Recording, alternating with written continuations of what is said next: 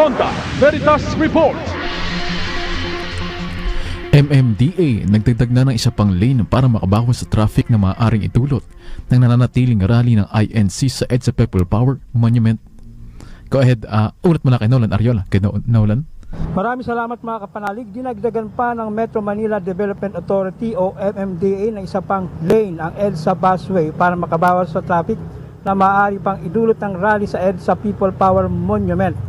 Nagsagawa ang MMDA ng clearing operation sa busway at paghila sa mga sasakyang nakaharang sa daloy ng trapiko.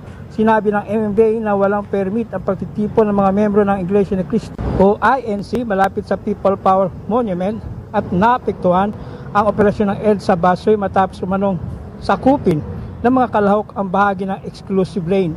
Ayon sa MMDA, sinara ang White Plains Avenue dahil sa pagtitipon at ang northbound EDSA Busway na lamang ang nanatiling bukas sa naturang bahagi ng EDSA. Humingi rin ng pangunawa ang MMDA sa mga commuter at motorista na naapektuhan ng matinding trapiko. Samantala, sinabi ni Quezon City Department of Public Order and Safety Chief Retired General Elmo San Diego na unti-unti nang nagiging maayos ang sitwasyon sa lugar ng pagtitipon habang patuloy na tumutulong ang lokal na pamahalaan sa pulisya sa pamahalaan ng lugar at paglilinis ng mga apektadong kalsada.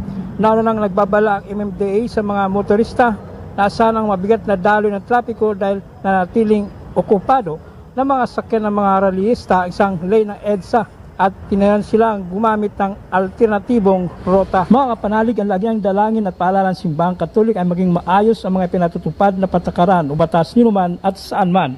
Para sa Veritas 846 ang radyo ng simbahan, ako ang inyong kapanalig, Nolan Ariola, sumainyo ang katotohanan. Fronta Veritas Report.